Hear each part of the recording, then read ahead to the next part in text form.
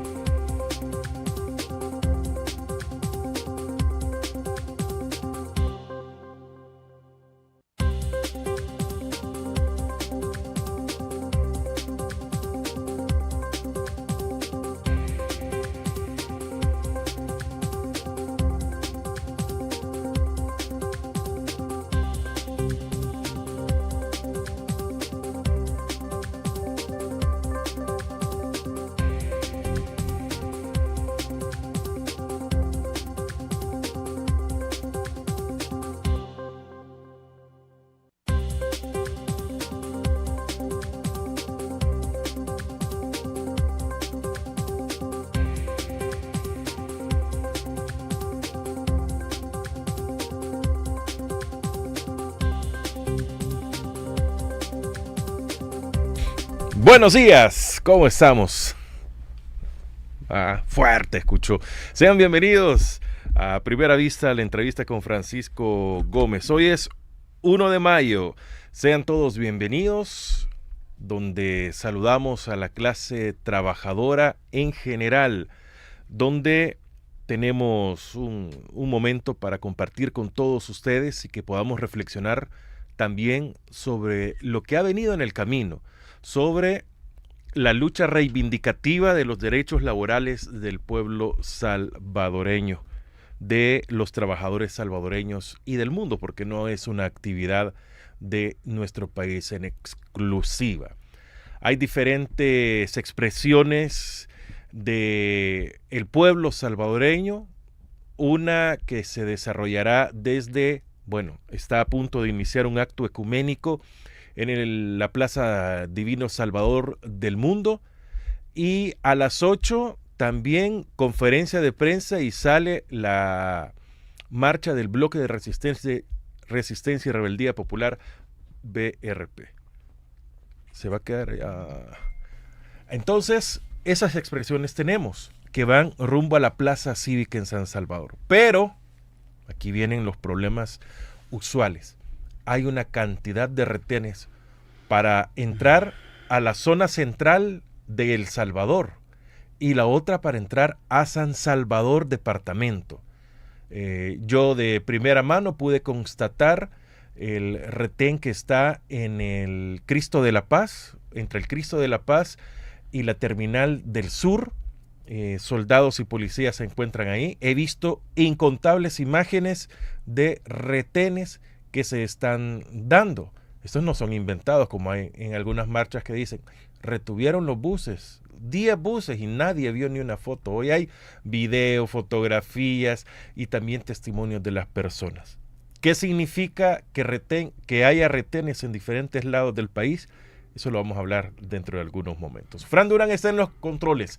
Soy Francisco Gómez. Bienvenidos al mes de la Virgen, de las Rosas, de la Madre, de la Cruz, de la clase trabajadora de los salvadoreños. Tengo el gusto de que nos acompañe el analista político y vuelve al pool de invitados de la RR. Vladimir Melara, el famoso Illich. ¿Cómo está, Vladimir? Muy buenos días. Gracias, Francisco. Buenos días. Un gusto estar acá nuevamente también en esta casa, en nuestra casa. Así que empezamos el día recordando el hito histórico, ¿no?, de los héroes de Chicago, que se hizo tradición y se hizo ya una fecha conmemorativa, ¿no?, para reivindicar los derechos, reivindicar esas banderas de lucha de la clase trabajadora. Y qué bueno empezar este día con esta pequeña entrevista, diálogo contigo, Francisco. Bueno, fabuloso, Vladimir. qué cosa, que en uno de los países donde se habla, se dice, se ha cacaraqueado durante quizá unos 2 siglos por lo menos que hay más democracia, allí es donde inicia la lucha por los derechos laborales después de ese asesinato, bueno, de esa muerte que se da de estas personas en una ¿cómo le dicen? Factoría allá en los Estados Unidos. Pero, Vladimir, ¿cuál es el significado real del Día del Trabajo? O sea, ¿cuál es o qué debemos de entender y por qué hay marchas en todo el mundo si es el Día del Trabajo? Sí.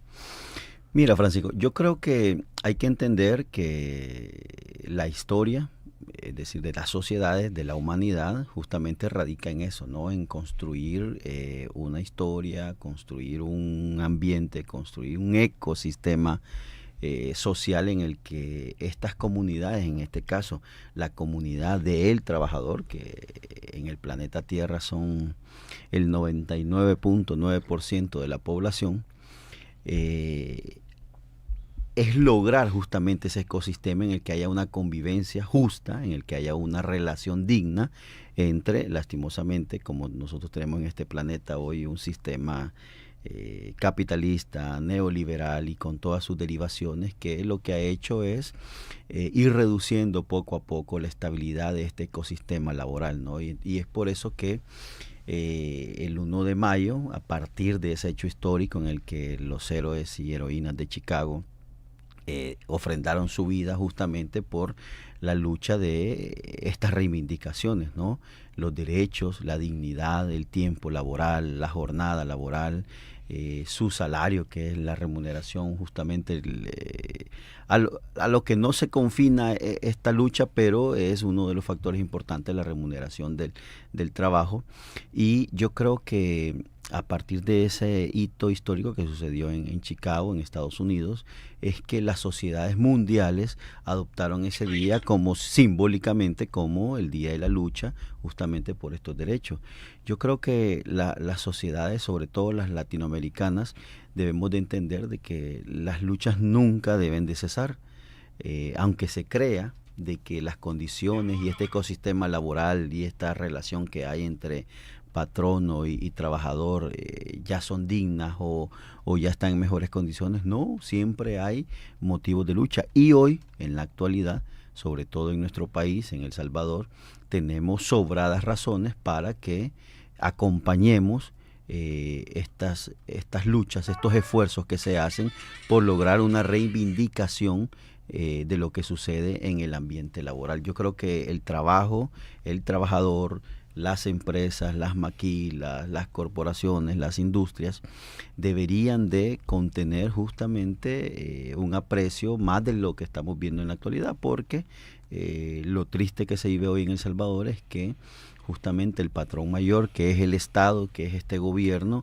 está tratando lastimosamente de minimizar este día de conmemoración, de lucha, de esfuerzo, de reivindicación, de levantamiento de las banderas, y no acompaña a la clase trabajadora como debería ser lo más apropiado. Entonces yo creo que hay sobradas razones. Hemos visto, Francisco, desde el año pasado, digamos, hechos muy marcados que redundan en la contaminación de estos derechos, de este ecosistema laboral, como fueron los despidos en sectores importantes como salud, educación y otras carteras del Estado importantísimas. Entonces yo creo que en El Salvador, en la actualidad, hay sobradas razones para seguir marchando, para seguir conmemorando, para seguir reuniéndose, para seguir manifestándose sobre lo que está ocurriendo. Nadie lo desconoce, y sobre todo las organizaciones sociales, los sindicatos e incluso los patronos, por supuesto, que lo quieren ignorar o minorizar, pero nadie debe ignorar que hoy por hoy la relación que hay entre la clase trabajadora y sus patronos es la más deplorable en muchos años. Entonces, es por eso, y es que ese motivo de que no solamente en El Salvador, sino que en la mayoría de los países se celebra y se conmemora este día como la oportunidad para que los trabajadores dignifiquen sus luchas y le den, digamos, una demostración también de voz, una demostración de palabra, de expresión a los patronos, a las sociedades, al Estado, al gobierno y a todas estas, digamos, poderes fácticos institucionales que existen en una sociedad, y yo creo que por ahí va la razón, Francisco. Bueno, ahora, hemos tenido retrocesos, avances, nos hemos estancado. ¿Qué ha pasado con la lucha de la clase trabajadora? No, ¿qué ha pasado con los derechos de los trabajadores? Porque por ahí debemos de comenzar. ¿Hemos retrocedido? ¿Hemos avanzado? ¿Nos hemos detenido? Mira, yo lo decía en el comentario anterior, yo creo, Francisco, que, a ver, si hablamos solamente de El Salvador, yo creo que sí, sin duda hemos retrocedido. Nosotros nos encontramos en un régimen de excepción. Para quienes nos escuchan a lo mejor fuera del país, deben de entender de que este régimen de excepción es el que ha permitido, digamos, entre comillas, el combate contra los criminales que antes acechaban a la sociedad. Y esto, digamos, ha permitido una especie de control y una especie de tranquilidad, podemos llamar, en la sociedad, en donde se sienten más seguros, en donde ya los homicidios, digamos que básicamente se han visto reducidos drásticamente. Entonces, esa esfera de seguridad que hay, lo digo entre comillas porque hay algunas cosas que se derivan que podemos discutir, pero esa esfera de seguridad que hay en este país, que tampoco hay que negarla, no hay que ser, digamos, obcecados en ese sentido, pero eso ha permitido lastimosamente que a la par de esto se vulneren muchos de los derechos, se vulneren muchos de los acuerdos que ya se habían llegado con la clase trabajadora, que todas las decisiones vayan en detrimento justamente del ambiente laboral, de la relación que hay con el patrón y sobre todo la relación del patrón institucional, del gobierno, del Estado, con los trabajadores. Entonces, como queriendo compensar. Entonces yo creo que en El Salvador, a pesar, y debería ser en otro sentido, pero a pesar de ese clima que nos venden como un logro, digamos, casi que centenario, milenario, han querido a la par reducir y contaminar justamente los derechos de los trabajadores. Entonces, por eso es que todas las organizaciones, los sindicatos, y podemos verlo no solamente en redes sociales, sino que también en el día a día, en el vivir, están viviendo ellos un detrimento de sus derechos, un detrimento de las capacidades que ellos puedan tener para poder mejorar sus condiciones en una relación política que siempre existe, sobre todo con los sindicatos y sus patrones. Entonces, yo creo que a merced de este ambiente de seguridad han querido aniquilar también otros derechos, más allá también de los derechos humanos, también otros derechos como son los derechos laborales. Entonces creo que han hecho ese mal intercambio en esta sociedad, en el que, como, a ver, para configurarlo un poco, dicen, bueno, como te estamos dando seguridad, hoy tenemos que compensar con quitándote algunos derechos laborales, algunos derechos humanos, algunos derechos de asociación, algunos derechos de expresión, algunos derechos de libertad de expresión y otros. Entonces, incluso derechos económicos y algunos parecidos. Entonces, este país, justamente El Salvador, está viviendo eso, lastimosamente, porque nos han ofrecido una mejor seguridad, nos están reduciendo muchísimos derechos en otros ámbitos que... Pero ¿y cuál es la seguridad? Inciden. Solo es la seguridad de que no hay pandilleros. Correcto, por eso lo decía yo entre comillas, ¿verdad? Que la seguridad que nos han vendido es esa, ¿no? La que ha permitido que los homicidios se reduzcan, pero muchas otras áreas, muchos otros ámbitos del día a día de la sociedad salvadoreña se han visto reducidos, ¿verdad? Negativamente. Y bueno, tenemos este ejemplo, ¿no? Que hoy toca el ámbito laboral. Tenemos también el de la libertad de expresión, tenemos también el de la asociación, tenemos muchísimos que se han reducido, por ejemplo, y esto nadie lo puede negar, y yo me pregunto cuál será la solución, o al menos la luz al final del túnel, porque uno ve hoy esta sociedad salvadoreña, Francisco, como una sociedad reprimida. ¿En qué sentido? En el que si tú le preguntas a la población, a cualquiera, incluso a las mismas personas, ciudadanos que apoyan este gobierno, que apoyan a estos políticos que ahora nos gobiernan, incluso a ellos que los apoyan, si tú les preguntas, se sienten un poquito con libertad de poder hablar, de criticar esas cosas que ustedes ven que no están bien, que ustedes creen que no está funcionando, que ustedes creen que se están ejecutando de una mala manera, entonces ellos mismos te dicen, sí, pero ¿para qué complicarnos? ¿Para qué vamos a estar criticando si estamos bien con la seguridad?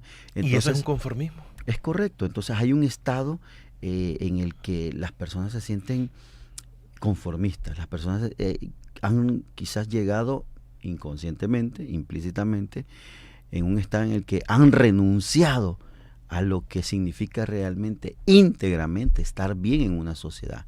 Y yo insisto, nosotros tenemos el derecho de exigir estar bien, no solamente en seguridad, también en la economía, en la democracia, en el deporte, en la cultura, en la diversión, incluso en el esparcimiento y en todos los ámbitos que tienen que ver con la sociedad. Tenemos derecho a estar bien, es decir, no podemos renunciar a estar bien en el trabajo, a estar bien en la democracia, a estar bien políticamente, solo porque nos dicen, miren, ahora ya no hay maras o grupos criminales que nos acechen.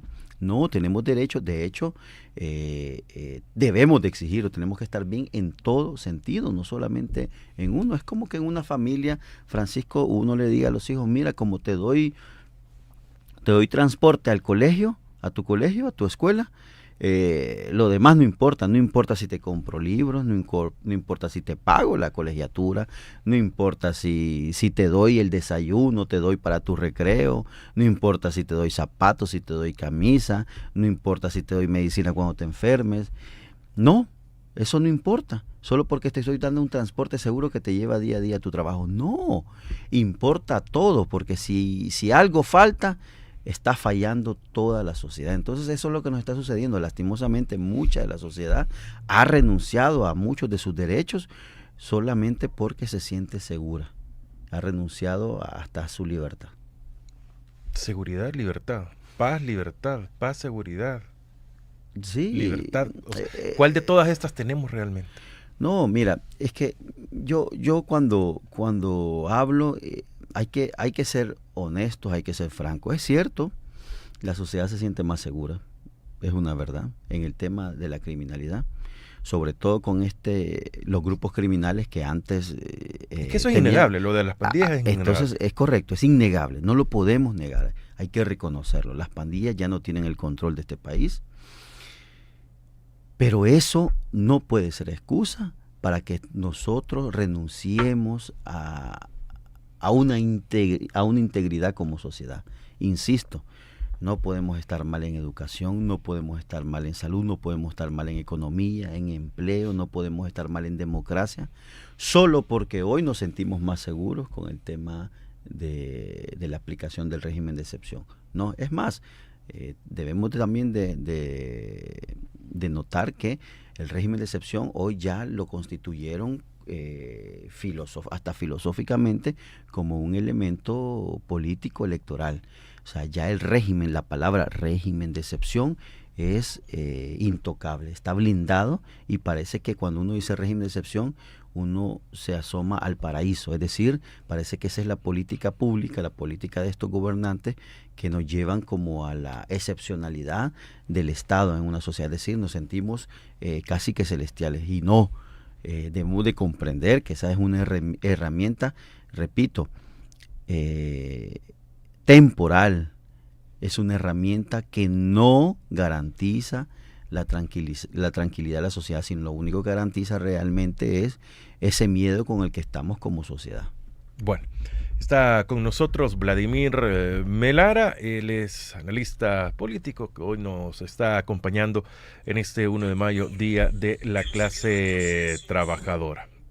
No estamos transmitiendo en TikTok porque ayer nos suspendieron la cuenta por vez número 500, pero mañana ya estará restablecido. Hoy por lo menos nos duró solo 24 horas, nos va a durar la sanción que nos están poniendo. Pero vamos a estar subiendo clips de la entrevista. Usted también, bueno, los que están en radio, la rr.com o en viernesderock.com, saben que tenemos clips en Facebook, en X, en YouTube en todos lados al final, y ahora también en TikTok los tendremos, al igual que estamos en todas las redes sociales transmitiendo en este momento. Estamos en vivo compartiendo con todos ustedes. Muchas gracias. Puede dejar ya sus comentarios al 7616-8383 en el Día de la Clase Trabajadora, y si usted tiene alguna denuncia sobre un retén, sobre que no lo dejan pasar o cualquier cosa, puede hacerlo llegar al 7616-8383.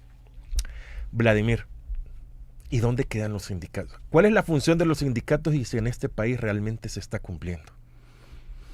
Mira, los sindicatos justamente juegan la función esa defensora, ¿no?, de la clase trabajadora. Desde el trabajador. Ante el patrón, por supuesto, con una visión desde el trabajador, desde la clase obrera.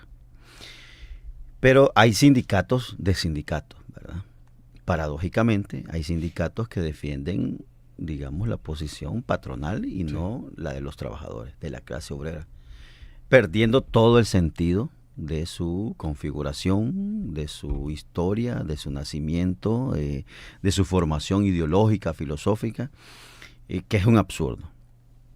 Vuelvo a lo mismo, aquí hay que partir del miedo que se tiene como sociedad, del control que hay de las instituciones judiciales, de las instituciones legislativas, de las instituciones ejecutivas, para tener controlados justamente a estos organismos, a esta, digamos, forma de asociación popular y social como son los sindicatos.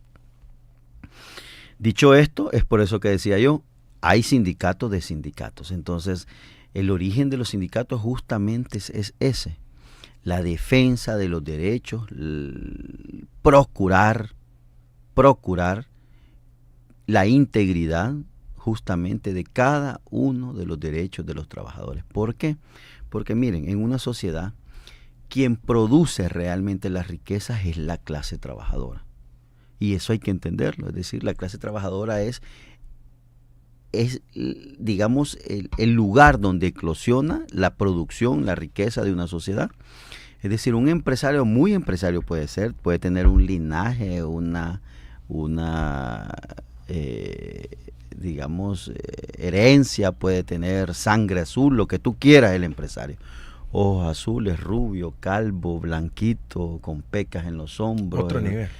Puede ser de otra raza si tú quieres. Pero si este empresario, incluso si tiene la suficiente, digamos, el suficiente capital con maquinaria industrial, pero él siempre va a necesitar de la clase trabajadora para poner a funcionar su industria, para poder empezar a producir riqueza. ¿Y quién es el que provee eso? La clase trabajadora, el obrero, el campesino, el agricultor, el artesano, los profesionales. Entiendo que con la modernidad o si nos vamos a los conceptos, digamos, naturales sobre la clase trabajadora, pero también los profesionales, los intelectuales nos volvemos factores de producción de riqueza.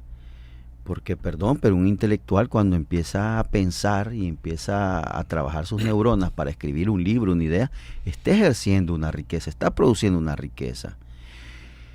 Y que enriquece, y que esta misma riqueza enriquece el pensamiento, y un abogado de igual manera, un ingeniero de igual manera, un carpintero también cuando fabrica sus muebles, un mecánico como le llaman, los de obra de banco cuando produce muebles metálicos, y el zapatero cuando está en su fábrica. Es decir, muy de sangre azul puede ser un empresario, sí, pero necesita de la clase trabajadora. Es quien produce la riqueza de este país. Entonces, si partimos nosotros de esa idea, debemos de entender que los derechos de esta clase trabajadora son fundamentales. Y perdónenme los que nos escuchan, pero deberíamos de estar fuera de nuestra comodidad en nuestros hogares e ir y acompañar a la clase trabajadora. Nosotros mismos somos clase trabajadora.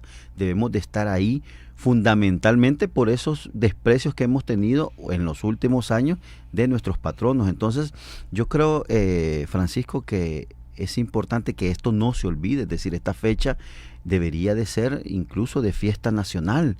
Aparte de que es un asueto, pero debería ser fiesta nacional porque es repito, de los hitos fundamentales de la historia mundial, la lucha por la reivindicación de los derechos de la clase trabajadora. Eso no se debe olvidar, pero ni en ningún momento. Y esto debemos de transmitirlo a nuestros hijos, debemos de platicarlo en esas conversaciones que tenemos de cenas o almuerzos familiares.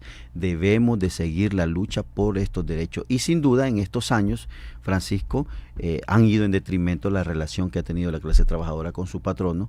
Ya lo he explicado, yo creo que el régimen de excepción ha permitido que los patronos institucionalmente tengan de alguna u otra manera confinados a los sindicatos, a las clases trabajadoras, a que la lucha merme, a que la lucha sea no tan como era antes, tan digamos, férrea, que era combativa. Así es, combativa No se quedaban callados. Y ya no lo vemos ahora. Recordemos antes cómo en cualquier momento se paraba el Seguro Social, se paraba el Ministerio de Salud, se paraba Educación, porque los sindicatos tenían mucha más fuerza, sobre todo porque había una real libertad de asociación, una real libertad para los sindicatos, para los que conformaban los sindicatos y para todos esos empleados. Ahora ya no lo hay, hoy están siendo amenazados. Bueno, ya lo vimos creo que fue a inicios de este año, algunas marchas. ¿Qué pasó? Los trabajadores, cuando llegaron a sus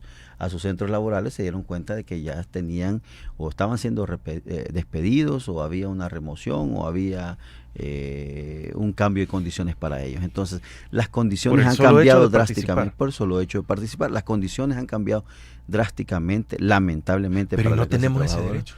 Por supuesto, sí lo hay. Es decir, aquí está la lucha. Pero ¿y a dónde queda la ley? El deber ser, aquí está la Exacto. lucha entre el deber ser, ¿verdad? Y lo que realmente es, ¿no?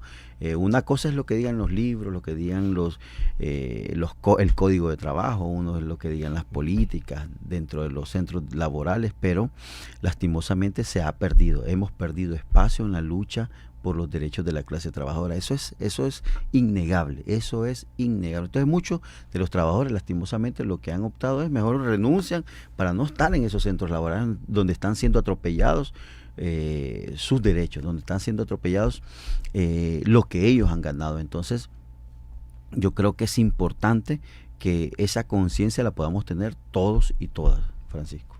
Bueno, 7:25, nos siguen reportando más y más retenes en diferentes sectores del país.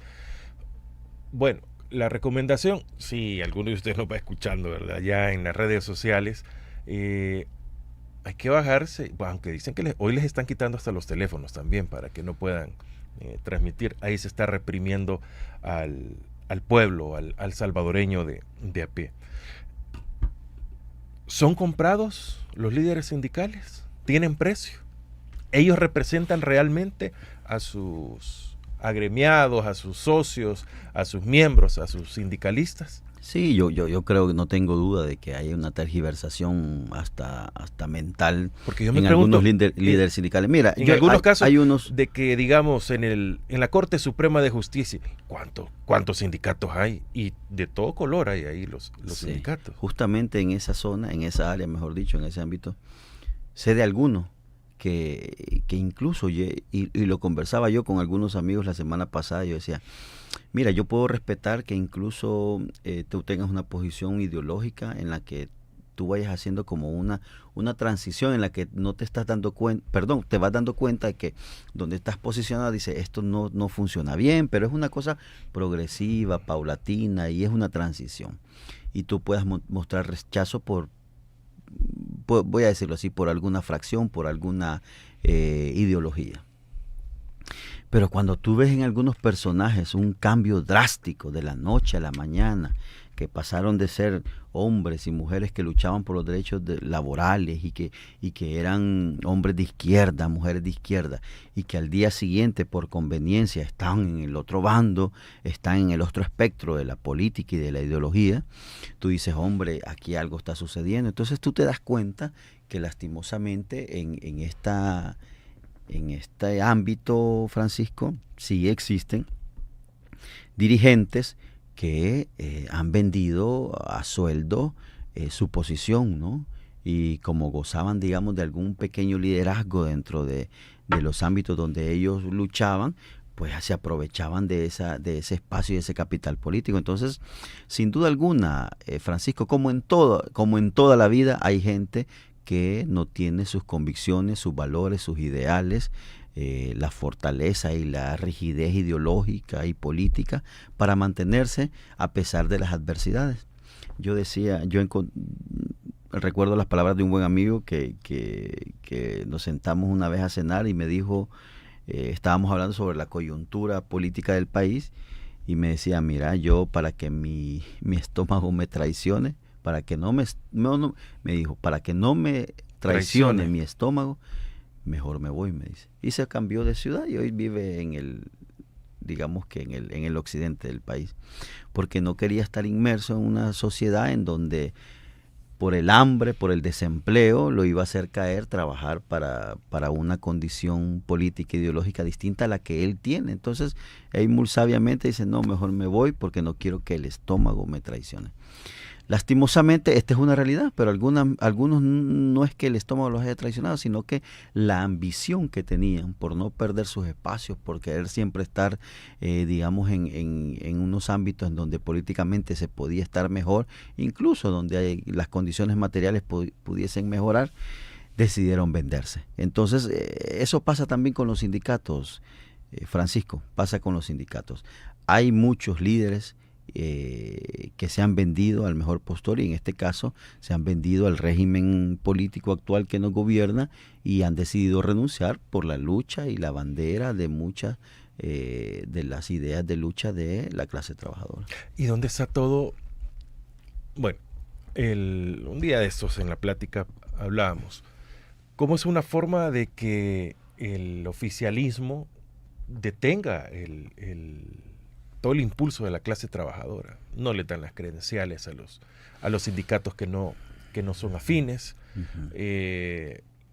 minimizan, invisibilizan a los sindicatos que no son afines y le dan poder al contrario, al que sí está a favor de todos ellos. Pero todos los avances que se dieron en materia laboral, periodo 2009-2019, ¿a dónde han quedado ahora?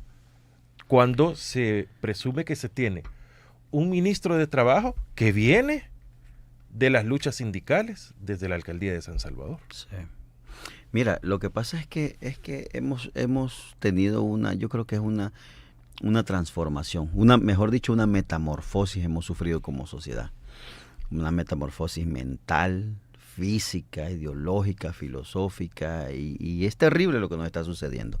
O sea, no es menor lo que nos está sucediendo. ¿En qué sentido? Es que hemos vendido casi que nuestra vida entera solamente por la famosa seguridad que hoy tenemos. Es decir, lo repito, hemos intercambiado, nos está saliendo carísimo intercambiar la seguridad del país, entre comillas, por los derechos laborales, los derechos políticos, la democracia, la economía, el empleo, la salud, la educación, la cultura, el medio ambiente, es decir, hasta hemos vendido el turismo por la famosa seguridad que gozamos. Entonces, en ese sentido, se le suma, por supuesto, que este régimen político en el que estamos en este momento tiene el poder absoluto. Sí. Cuando digo poder absoluto, aquí es donde converge, yo creo que es la parte importante, el poder judicial, que es un arma, prácticamente un arma blanca que tienen, en donde te ponen el cuchillo en la garganta y te dicen, cállate, solo seguir caminando y hacer tu vida lo que siempre has hecho. Cállate, porque si no, hay una celda que te espera. Y a eso le llamamos régimen de excepción. Es decir, quiero decirle a la gente, el régimen de excepción no es para los delincuentes exclusivamente. El régimen de excepción es para toda la sociedad. Y lo hemos visto en capturas y en otras situaciones en las que ciudadanos comunes y corrientes, que incluso no tienen nada que ver con la política, están siendo amedrentados, están siendo amenazados, están siendo coartados, están siendo limitados, justamente para evitar que alcen su voz, para evitar que se manifiesten, evitar que no expresen su inconformismo, etcétera. Entonces, ese es un elemento fundamental, que tengan el poder judicial en sus manos, porque con ello pueden hacer absolutamente todo, y es que es la verdad. Si lo planteamos en un escenario fuera del Estado, es que es cuando tú te encuentras con una persona y tiene un gran fusil y te puede obligar a hacer absolutamente todo, sí, con el fusil en la mano. Entonces justamente así estamos. Ellos tienen el fusil y nosotros estamos a merced de lo que ellos estén pidiendo. Entonces, por supuesto, existen y hay voces dignas, voces rebeldes, que de alguna manera se trata de hacer el esfuerzo, ¿no? Por oponerse a las injusticias, oponerse a esto que estamos viviendo, pero no es suficiente. Necesitamos más voces, necesitamos más fuerza, necesitamos contagiar a la gente que se siente ofendida, porque de algo estoy seguro, que somos más, Francisco. Somos muchísimos más los que estamos inconformes con lo que está pasando, pero lo que falta es energía, voluntad, el contagio ese que necesitamos. Por el momento no lo tenemos, lastimosamente, y eso hay que reconocerlo, y hay que seguir trabajando para eso. Esta sociedad sigue dormida, sigue conformándose con lo que estamos viviendo, y esta fecha importante, el 1 de mayo, el Día de la Clase Trabajadora, puede servir para eso. ¿Y qué significa que la semana pasada el presidente haya hecho una propuesta para un aumento al salario mínimo retrasado del 12%, pero eso le compete al Consejo Nacional del Salario Mínimo? Sí. Antes del 1 de mayo, y muchos dicen que también es parte de una cortina de humo, entonces abarcaba dos polos importantes. Y la otra es que ayer anunció el ministro de Trabajo de que el Consejo Nacional del Salario Mínimo se reunía ayer por primera vez para tocar este tema, previo al 1 de mayo. ¿Son oportunos? ¿Es una cortina de humo? ¿Qué significado le podemos dar a esto? Mira, lo primero hay que decirlo, según la ley se debe revisar cada 3 años. Ya estamos tarde, ¿verdad?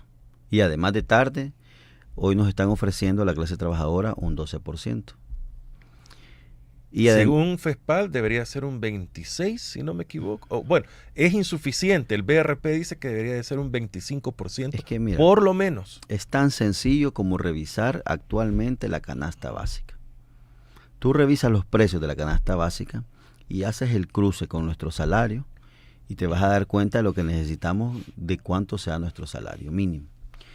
El 12%, bueno, para los amigos, muchos estamos familiarizados, por supuesto, ¿verdad? El salario mínimo en la actualidad son, creo, 365. 365. Llegamos a 408. 408. El aumento que Industria han hecho... y comercio. Correcto. El aumento que han hecho corresponde al orden de $1.46 el día. ¿Y qué significa $1.46? Y yo lo pongo diario porque quiero que nos hagamos esa imagen. ¿Qué significa, como tú dices, Francisco, 1.46 al día? Les pregunto, ¿se pueden comprar un desayuno con eso? No. O sea, a lo mejor se pueden comprar, creo yo, 2 o 3 pupusas y hasta ahí paramos. Para desayunar, ¿verdad? 2, 3 pupusas. Sí, se pueden comprar 3 pupusas. Pero para eso es lo que nos va a alcanzar ese aumento. Ahora pregunto yo, ¿eso realmente va a tener una repercusión importante en el bolsillo de la clase trabajadora? Absolutamente no lo va a tener. Con 1.46 días usted no paga su almuerzo, usted no paga su cena, su desayuno. A lo mejor, como somos tan creativos, hoy los desayunos son pancito y le metemos huevos, frijoles, casamiento, hasta plátanos, algunos que nos gusta ahí el plátano. Y para que nos salga más barato el desayuno, porque esa es una alternativa a un desayuno. Y que nos pueden... No es que querramos realmente. Sí, es que es la alternativa, porque si yo pido un desayuno completo es mucho, porque las raciones son más grandes, entonces es mejor el pancito, y ahí nos venden el pancito como a 30, 35 centavos. A lo mejor nos alcanza para 2, 3 pancitos con ese aumento. Pero ¿creen ustedes que eso es dignidad? Eso es lo que nos ofrece este gobierno. Por eso es que hemos vendido, las ganas de luchar por ese 1.46 diario. No, ese 1.46 ni siquiera es significativo, ni siquiera es simbólico. Aquí uno no puede decir per se estoy de acuerdo, no hombre, pero ni siquiera per se, porque me indigna que a la clase trabajadora, a ese trabajador, a ese carpintero, a ese vigilante, a esa recepcionista se le vaya a aumentar $1.46 el día. Les voy a hacer 1.46 entre 8. 1.46 entre 8. ¿Saben cuánto nos están aumentando la hora? A 18 centavitos la hora. Ese es el aumento que estamos recibiendo, 18 centavos la hora. Pero eso es una burla. Básicamente, Francisco. Ni el pasaje. Yo no sé, incluso yo te digo, los medios de comunicación deberían de hacer un abordaje más profesional, más científico sobre esto, porque 18 centavos a cada hora de trabajo, poniendo como base las 8 horas, es una burla. Que el que gana el salario mínimo no trabaja 8 horas. 8 horas. Ese no le toca. Y si no preguntémosle a los vigilantes de seguridad privada, preguntémosle al cajero del banco, preguntémosle a esa recepcionista de esa empresa que le ofrece el salario mínimo, si trabajan justamente las 8 horas. Entonces, hay que ver las cosas como son. A mí me parece que esto es una bofetada a la clase trabajadora. Me parece que a pesar incluso de los precios de la canasta básica, el transporte, la vivienda, la energía, y la los especulación, pasajes. Con solo el anuncio del presidente, Imagínate. El fin de semana en el supermercado ya habían aumentado. Al final ni siquiera va a ser un aumento, sino que va a ser incluso un descuento por el aumento de los precios. Es decir, como tú dices, la especulación con la que algunos comerciantes, que aquí hay que decirlo también, y no solamente los comerciantes, sino que también los grandes comercios, las grandes empresas, hacen el ridículo aumentándole a los precios. Lo que hacen al final es incluso que este aumento, entre comillas, de 1.46 diario, va a ser regresivo, porque va a significar una reducción en su salario por el aumento de los precios. Entonces, ¿y por qué lo anunciaron? Yo creo que están tan seguros de que tienen dormido al pueblo que hacen ese tipo de anuncios. Yo siempre lo he dicho, están tan seguros de cómo tienen dominada la masa popular que se atreven descaradamente a hacer ese tipo de anuncios. A mí no lo concibo yo de otra manera, ese tipo de anuncios. Es decir, es una burla, yo así lo puedo calificar. Para mí es una burla que nos aumenten 1.46 de dólar diario. No alcanza justamente para un desayuno digno. Entonces, yo creo que sin duda la concepción que ellos tienen de nuestra sociedad es esa, y por eso creen de que este ha sido un gran anuncio, creen de que puede tener una repercusión política muy positiva, y creo que aquí hay que también considerar los eventos políticos que hemos tenido en los últimos días, que les han significado un duro golpe para ellos también, para su imagen, y no tenían otra salida que sacarse esto de la manga. E incluso aquí donde vemos es que sin duda ha habido una plática previa con empresarios, y los empresarios han presionado para que este aumento no sea mayor. Porque perdónenme, pero aumentar $46 no significa absolutamente ningún sacrificio para los patronos de este país. ¿Creo que es eso? Claro que sí, si no es nada, $46 por mensual por trabajador. Es nada comparado con, como decíamos al inicio, con la riqueza que producen en el día a día. Ahora, el país está bien, porque todo eso, yo a los diferentes invitados que hemos tenido en los últimos días, que es referente a la marcha de ahora, no ha salido ninguna todavía. Una está en un acto ecuménico, la otra ha convocado hasta las 8 de la mañana, la del Salvador del Mundo es un acto ecuménico hasta el momento, y la del BRP en el Parque Cuscatlán sale hasta las 8 y centavos, porque primero hacen una conferencia de prensa, pero ellos han expresado con toda la sinceridad del mundo que no solo piden por la reivindicación de los derechos laborales, sino también por lo que está sucediendo en El Salvador, por lo que está sucediendo en el país. Quisiera aprovechar, ya que usted tiene conocimientos también, ¿cómo podemos tomar lo de la carretera de Los Chorros? Amén a que es un sector donde ha sido problemático por siempre, ¿no? Pero por lo menos mínimos estudios de suelo se tuvo que haber hecho. O sea, cualquiera que se mete en eso dice, sí, no, mejor busquemos otras alternativas, y así sucesivamente. Pero se ve a la ligera, porque ayer salió al fin el ministro de Trabajo en conferencia de prensa, pero culpabilidad, cero. Es más, a contar cualquier cuento, como decían en un meme, ¿verdad? Ahí me veo exponiendo el trabajo que otros hicieron, ¿verdad? Sí. Mira, yo de verdad que incluso hasta eso hemos llegado, a vender digamos, la altura con la que antes se administraban estas carteras del Estado. Hasta eso hemos sacrificado por la seguridad, es decir, hasta no decir nada de eso. Creo que en otros tiempos, Francisco, no me vas a dejar mentir, creo que la reacción popular hubiese sido distinta sobre lo que está sucediendo en Los Chorros, en esta carretera famosa de Los Chorros que conecta al digamos, el país con, sobre todo, la zona central de nuestra capital con el occidente del país, sobre todo con Lourdes, con Santa Ana y Sonsonate. Mira, aquí a mí se me hace difícil, de verdad que se me hace difícil creer que en el Ministerio de Obras Públicas los profesionales desaparecieron. Se me hace difícil creerlo. Yo hasta llego a decir, dije un día, disculpe Vladimir, acepto que el ministro no sea... Es correcto. Pero el viceministro debería. Y los mandos que siguen y sus asesores sí deberían de ser doctos en el tema. Correcto. Y profesionales en el área. Mira, a mí me sorprendió. Yo no sé si sigue siendo el mismo viceministro, como aquí no se sabe nada. Desconozco quién es el viceministro. Y yo lo voy a decir con nombre y apellido porque yo lo conozco, porque sé cómo trabajó y sé que es un excelente profesional. El viceministro de Obras Públicas se llama, o se llamaba, no sé si es él, es Emilio Ventura, arquitecto Emilio Ventura, que fue el viceministro, han mantenido, de Eliud Ayala, han mantenido, el viceministro lo mantuvieron, hasta donde yo sé, sigue siendo el viceministro, no sé si en estos momentos. Un gran profesional. Él se hizo cargo del departamento se llamaba DGI, creo, ahí en Obras Públicas.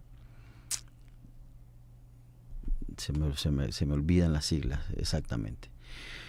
Lo que quiero decir con esto es que se me hace difícil que en el Ministerio de Obras Públicas ya no estén los profesionales, que no hayan profesionales. Es difícil, no lo creo, deben de estar ahí. Cuando uno ve este tipo de proyectos, son grandísimos. Uno dice también, las empresas que contraten, tampoco creo que hayan sido tan osados en contratar empresas no idóneas, sin la experticia necesaria, sin el bagaje, sin el antecedente técnico para estar capacitados para la construcción de esta obra. Aquí tiene que ver muchos profesionales, Francisco, ingenieros civiles, estructuristas, topógrafos, especialistas en estudios de suelos, geólogos y un sinfín. Los laboratorios aquí de estudio de suelos deben de estar al tanto y conforme con, digamos, esta situación, en el sentido de que ellos participan en esto. Ahora, ¿qué quiero decir con esto? Mira, yo creo que aquí tenemos un gran problema, y es que en la cartera de Estado, en la gestión de esta cartera de Estado, la cabeza principal es el ministro. Y tenemos un ministro que lastimosamente carece de mira, no solamente el tecnicismo, que ese tecnicismo, digamos, lo podríamos dejar aparte si él tuviese la capacidad política, pero tampoco tiene una capacidad política para poder gerenciar y administrar esta cartera del Estado. Se ve que no toma decisiones importantes, se ve que no toma decisiones a tiempo, se ve incluso a la hora de que él se expresa, lastimosamente la comunicación le falla, tampoco se puede expresar con la capacidad política y técnica que debería de expresarse, tampoco lo hace. Yo creo que aquí estamos viendo justamente el reflejo de eso, de que la cabeza política e incluso hasta técnica de esta cartera del Estado la tiene lastimosamente un amigo de los que nos gobiernan. La tiene un amigo, la tiene un ex empleado de los que nos gobiernan. Y así es muy difícil. No quiero entrar como en tecnicismos, pero básicamente lo que te quiero decir es que aquí hay condiciones tan obvias en las que parece que el estudio del tipo de suelo, de las capas, de la vegetación, no lo tenían presente a la hora de tomar decisiones. A mí me preocupa que luego del primer derrumbe que hubo, habilitaran la calle como que no tenían el conocimiento técnico de la situación, de la condición, de la composición de ese talud, de la fragilidad, de la permeabilidad y de la vulnerabilidad con la que se condicionaba ese talud, porque vimos que inmediatamente en la siguiente lluvia también colapsó. Entonces me preocupa, y eso sí denota incapacidad técnica, y eso a mí otra vez me vuelve la pregunta, bueno, ¿y será que no hay un equipo técnico real en el Ministerio de Obras Públicas gestionando este proyecto? Entiendo que está la empresa constructora, está bien, pero también debe de haber un equipo de apoyo, la de supervisión. Si cuando una empresa constructora está realizando su trabajo, hay otra empresa de supervisión, hay laboratorios de suelo, y también está el equipo que está administrando el contrato, que también, aparte de los políticos, deben de ser técnicos, porque en este tipo de contratos lo más que se necesita son el personal técnico. Entonces, ¿qué es lo que ha estado fallando? Aquí tenemos muchas dudas, y aquí yo coincido, me parece que ha sido muy acertada la solicitud, no sé si ya la hizo algunos ya diputados, de interpelación del ministro. Hay que hacerle demasiado. Claudia Ortiz la hizo. Claudia Ortiz, yo vi que ella la hizo. Pero ya negaron los votos los diputados. Imagínate. O sea, ayer mismo se acabó eso. Entonces, pero me parece importante que eso pudiese haber sucedido. No hay otra manera como llamarlo. Es una gran incapacidad, irresponsabilidad y negligencia. Porque con la vida de los seres humanos, la vida de los salvadoreños no se juega. Así como a ellos les encanta esa verborrea y ese discurso de que las vidas humanas son más importantes, bueno, quiero decirles que si esos derrumbes hubiesen ocurrido durante el día y la jornada laboral, hoy por hoy estuviésemos nosotros llorando esas vidas perdidas que se hubiesen contado en más de una decena. Entonces, es importante que se conozca la verdad, porque aquí se actuó con negligencia. Quisiera interpretar algo. No es cosa menor, Francisco. Según la conferencia, la vi y no sabía qué parte destacar, porque una cosa, otra, sí. Pero dice que a partir de los estudios efectuarán medidas en los taludes de la carretera de Los Chorros. ¿Había o no había estudios? ¿O los van a hacer o los acaban de hacer? Es que es lo que te digo yo, con esa manera de que se comunica políticamente el ministro, me parece que cada vez cava él más su hoyo. Es decir, es que eso pero después de esta cosa ya... Esa pregunta que te asalta a vos, Francisco, es la que digo yo, caramba, entonces estamos hablando de que aquí no hay gente técnica atrás de eso. Exacto. Se me hace difícil, yo lo sigo negando, no puede ser, es que no pueden ser tan osados en hacer algo adoleciendo de todos los pasos previos técnicos para empezar a tocar un talud. Es decir, cuando tú te empiezas a trabajarlo, a ver, yo lo que he visto, porque eso es lo que están haciendo, parece que ese es como que ocupan esa salida técnica para todo, es que le tiran el concreto lanzado y le ponen los bloques de anclaje. Esos bloquecitos que ustedes ven en el concreto lanzado son unos anclajes, son unas varillas, depende también de la zona, así es el largo, que lo que hace es generar pesor sobre el talud para que no ceda. Entonces, esa es la única solución, es decir, parece que es la regla para todo, porque eso es lo que estamos viendo en los taludes de la carretera hacia el Puerto de la Libertad, en los taludes en toda la litoral, en los taludes en la carretera de Los Chorros, en la Panamericana, en la carretera de Oro también. Entonces, pero ¿con qué criterio?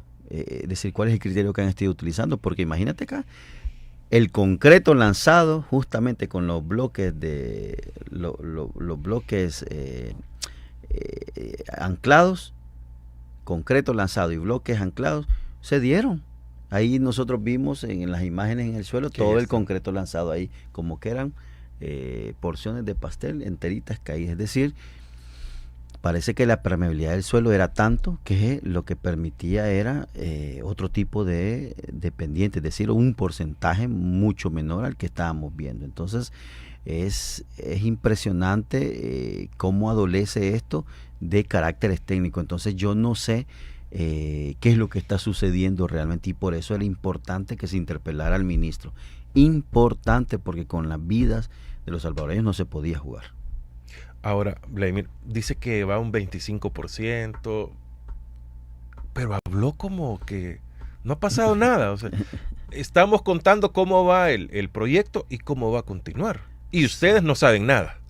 Y la otra pregunta, ¿tendrían que haber estado la empresa que está ejecutando la obra o los políticos?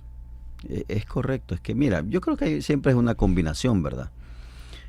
Siempre es una combinación. Ambos protagonistas tienen que estar, el político y el técnico. Por supuesto, el técnico es el que le da la fortaleza al discurso político, pero hoy el ministro ha fallado gravemente, es decir, en la comunicación y da desesperanza, da hasta frustración que esto esté sucediendo en una cartera del Estado tan importante como es la de la obra pública. ¿Así?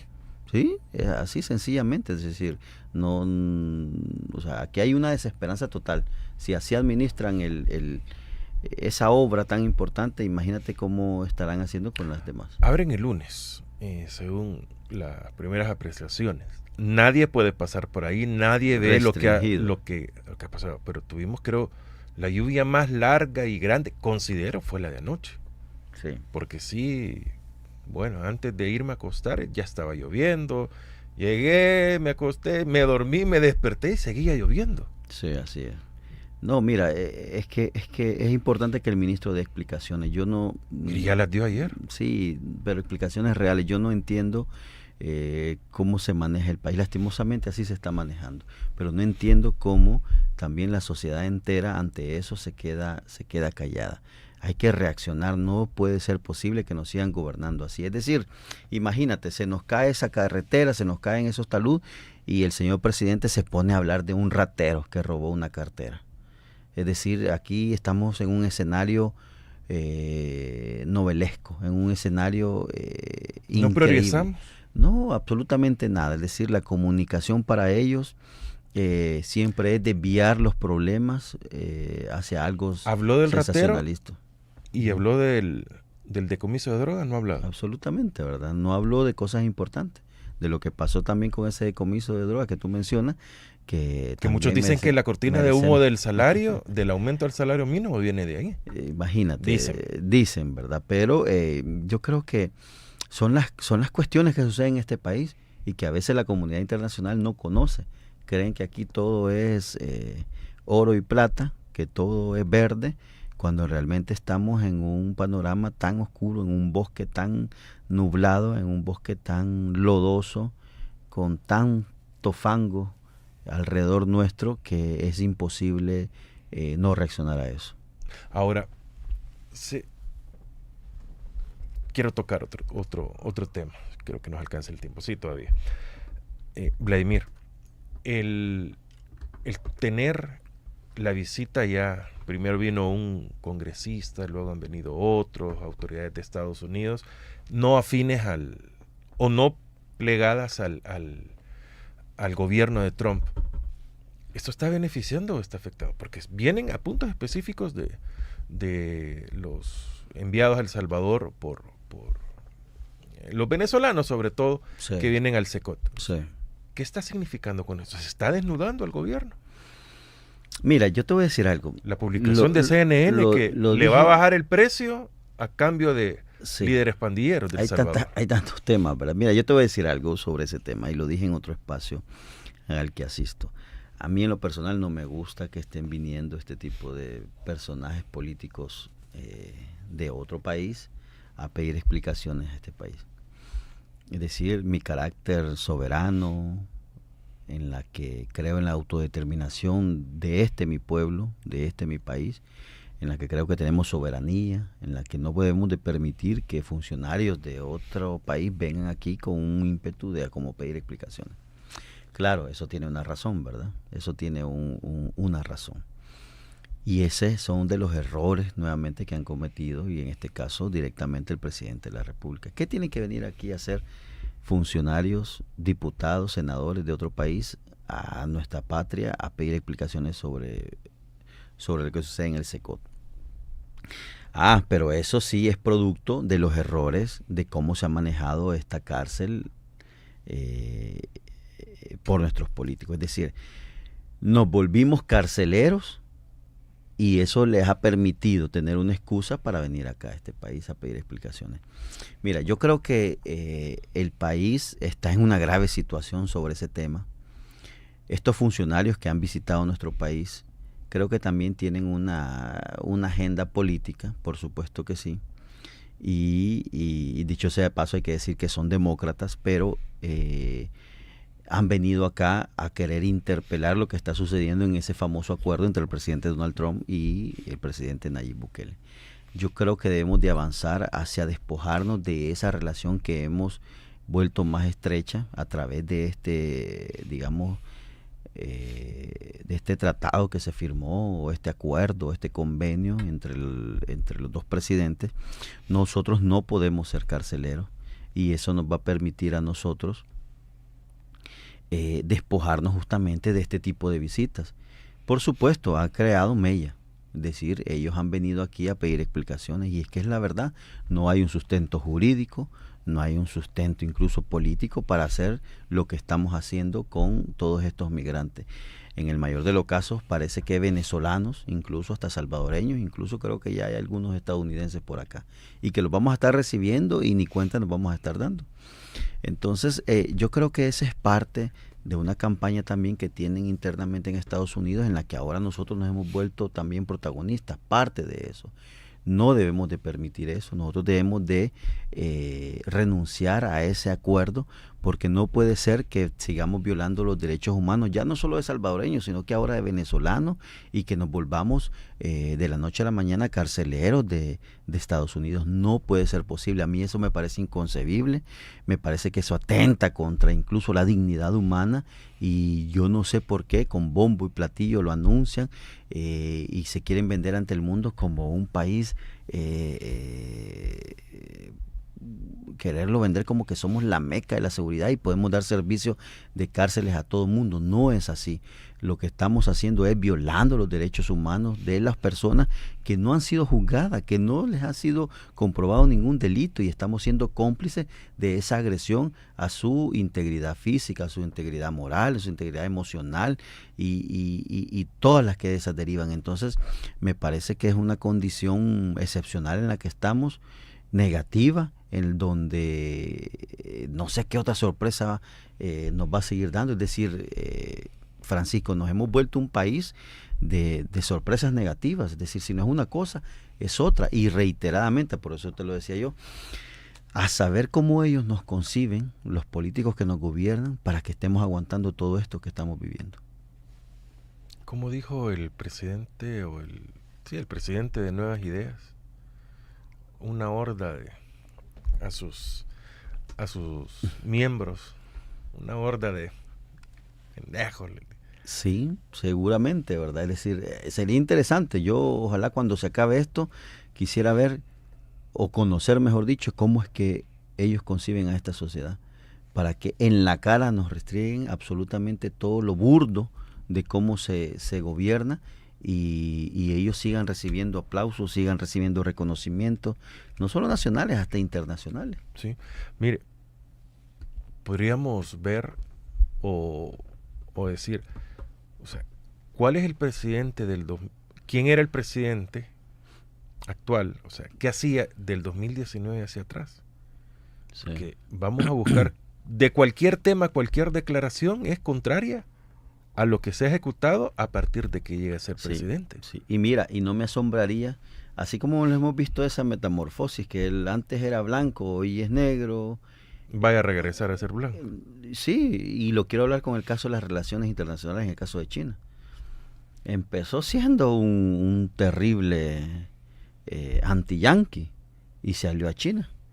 Hoy se está aliando más a los yanquis, y no me va a asombrar cuando de repente empiece a despreciar a China y a hablar peste de China, a pesar de que le hayan dado el doctorado honoris causa.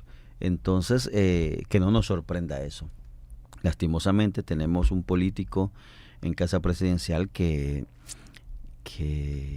antes, y yo lo dije también en otro espacio, antes decía que era de izquierda, bueno, lo hemos visto en los videos, ¿verdad? Y hoy dice que es de Antes decía que era de izquierda y que la izquierda era la buena. 100 millones de veces era mejor. 1000 millones de veces mejor era el frente que era. Y hoy es capitalista y hoy es bueno ser capitalista. Antes, yo lo dije, el FODES era bueno y hay que aumentarlo al 10. Hoy el FODES es malo porque ahí hay mucha corrupción. Antes eran buenas muchas cosas, hoy son malas esas cosas. Entonces, como cuando anunció la minería nuevamente en el país, dijo de que antes era malo porque lo hacían mal, pero hoy lo van a hacer hoy bien. lo van a hacer. Es decir, hoy no es malo. Es una total incoherencia, pero lo hacen, se atreven a hacerlo así porque, insisto en esta idea, nos conciben como un pueblo con poca creatividad y voluntad. Yo te voy a decir algo, a mucha gente no le gusta, pero hay que reconocerlo. Mira, hay un líder nicaragüense que decía, nunca dejen de confiar en las masas, en el pueblo, nunca. Y me duele a veces pensarlo, pero a veces digo, quizás Tomás Borges aquí se equivocó, porque a veces hay pueblos que... de ahí vendrá, cada pueblo tiene el gobierno que se merece. A lo mejor, ¿verdad? Pero cuando vos decís, estás viendo esto y no reaccionás, eso no, pero lo estás viendo y coincidís conmigo y no reaccionás. Entonces es difícil creer, pero hay que reconocerlo. A veces es que los pueblos se equivocan. Tu ladrón es peor que el mío. Sí, y el conformismo y la normalización. Y sobre todo es que cuando no tenemos una suficiente conciencia, Francisco, es difícil ver la realidad. Cuando no hay conciencia sobre lo que sucede, cuando no hay incluso la conciencia de clase, es que aquí nos pasa mucho el síndrome famoso, el de Estocolmo, que llaman, ¿verdad? Sí. O sea, nos encanta y ya nos enamoramos de nuestro agresor. O sea, nos secuestraron, nos quitaron todo lo que tenemos alrededor y de repente empezamos a mostrar hasta gratitud con él, compasión, empatía. Eso nos está pasando. Eso es lo que nos está pasando. Masoquismo también. En otros ámbitos. Así le dicen, masoquismo. Voy a leer algunos comentarios que nos llegan, porque hoy vamos a irnos temprano, más temprano hoy, como nos estamos pasando usualmente, pero hay que ir a la marcha, les vamos a dar chance. En El Salvador vi imposible, igual que a Nicaragua, hay 4 hermanos de Bukele que mandan, igual que los Somoza. Se Habría que ver. Está complicado. Porque, mire, según la investigación de CNN, para los que no la han leído, para que no digan que es invento de uno, no, viene de allá. Y ustedes que todos le creen a los de Estados Unidos, y si lo dice CNN, es santa palabra. Ahí hablan de que mencionan mucho los hermanos, a un hermano en específico, y todo lo que han dicho, de que es un 50% de descuento por los presos que envían a El Salvador, a cambio de 9 líderes pandilleros que los devuelvan. ¿Y cómo es que llegaron allá si estaban aquí? Sí. Es que es de la... ¿Y para qué los quieren acá? También, ¿verdad? Y que, para procesarlos acá. Hay muchas preguntas. ¿Para procesarlos? ¿O no? No sé. Bueno, vamos. Comenzamos. Gracias a todos los que nos escriben, que nos mandan superchats, supercalcomanías. Gracias por ese esfuerzo que ustedes hacen también. David Álvarez Silva. Buenos días, paisanos. Saludos. Un saludo fraterno al valiente trabajador salvadoreño. La lucha sigue con todo hasta el tope. Rosa, ya di mi like. Muchas gracias, Rosa. Fortis Alberto, brutal persecución en El Salvador, el país más inseguro y violento del mundo. La seguridad solo es para Nasic,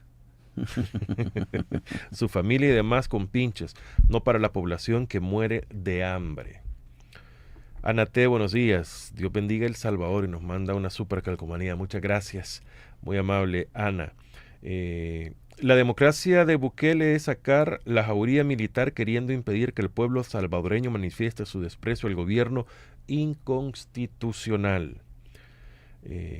La población que vive aterrorizada con policías y soldados que se les quita el uniforme encontrarán los tatuajes alusivos a las maras. Pregunten a los vecinos de barrios y cantones. Eso está bastante duro. Sedhu, buenos días o buenas tardes. Depende de dónde esté. Sergio Hurtado, saludos amigos, muchas gracias Sergio por estar con nosotros. El gobierno inconstitucional de Bukele marcado por un claro retroceso en nuestro proceso democrático después de los acuerdos de paz. Esos son los líderes, no agentes prepago. Los verdaderos sindicalistas están en las calles del mundo entero exigiendo los derechos de la clase trabajadora mundial. Luis, hoy tengo oportunidad de verlos en vivo y no en la red. Saludos, Fragón, es Fragón. Y al señor Melara, que lo veo también en la TV. ¿Apareció Illich en la RR por primera vez? Pregunto. No, ya como la RR ya ha estado. ¿Dónde ha estado? Exiliado. Por favor, no juguemos a ser inocentes. ¿En qué país los medios de comunicación toman conciencia de la realidad o los empresarios se preocupan de sus trabajadores? Ni en Rusia de Putin pasa eso. Buenos días. No nos engañemos. Los ciudadanos comunes no hemos mejorado. Aquí no hay ministros. Solo Bukele. ¿Será el superministro Bukele? Así es. Yo creo que no es Carolina Resina. Yo creo que el control él lo tiene absoluto sobre las instituciones, es decir, y está visto, ¿no? Y sabemos del liderazgo que él goza dentro y fuera también de la presidencia, así que no hay duda que él tiene responsabilidad directa sobre las decisiones de todo y cada uno de los ministerios. Los que sí ahora gozan de paz son las maras. Sus enfrentamientos sumaban el 70% de homicidios. Ahora ellos viven en paz. ¿Será tanto así? Es una óptica hay que valorar. Válida. Sí. La explotación de la mano de obra barata en los reos en fase de confianza, ¿dónde la dejan? Sus homicidios sí se han reducido. O sea, la delincuencia común continúa. Ejemplo, los feminicidios inclusive han aumentado. La inseguridad en todos los campos para el ciudadano común está peor que nunca. Buenos días. Lo bueno que no ocurrió nada lamentable.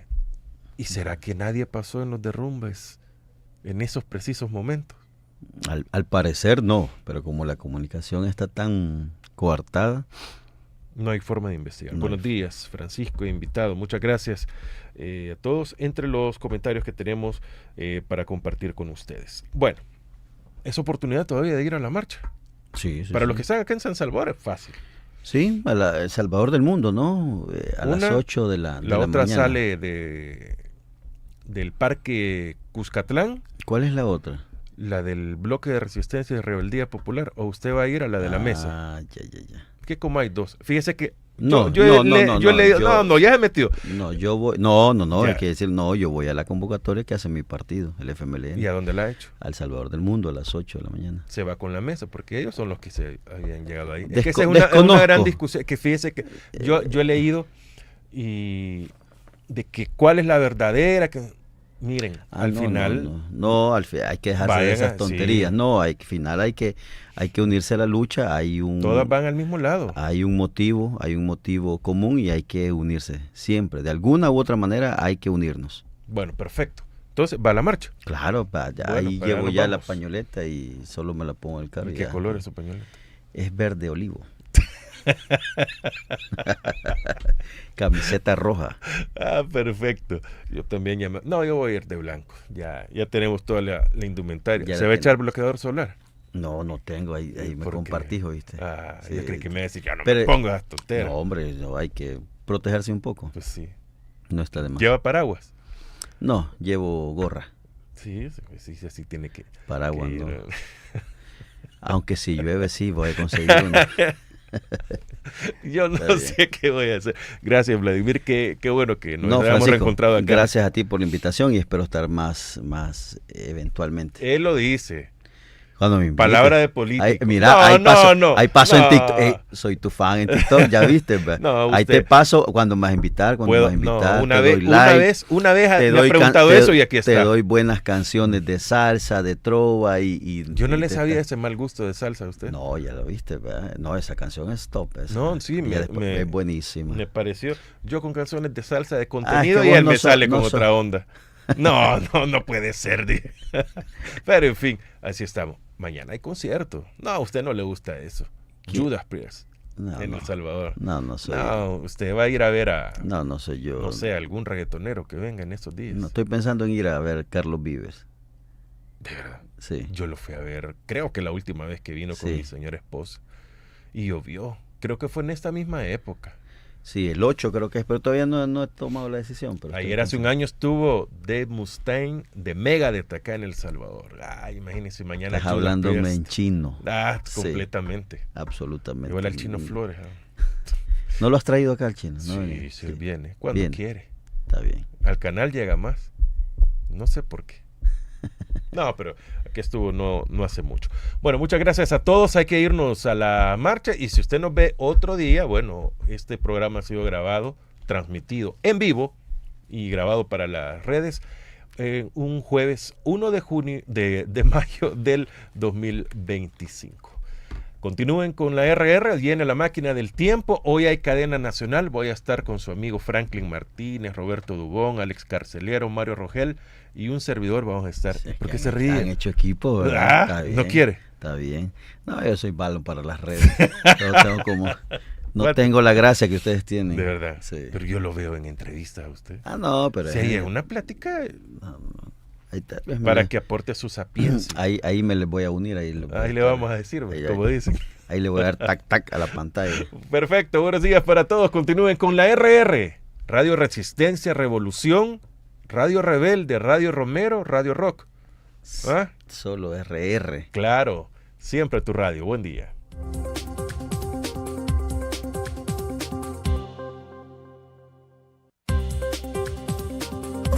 La entrevista, el punto de vista de los profesionales en temas de interés nacional e internacional. Los conceptos vertidos en la entrevista anterior no son responsabilidad ni es la línea editorial del 106.9 FM Radio. A primera vista, con Francisco Gómez. A primera vista. Conoce el panorama en temas de nación e internacionales con expertos en la materia.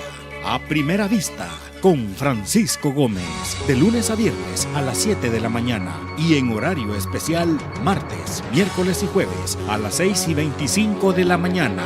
A primera vista, con Francisco Gómez, 106.9 FM Radio. En Impresa Repuestos somos una empresa de puertas abiertas. Abiertas a darte lo que para ti es más importante.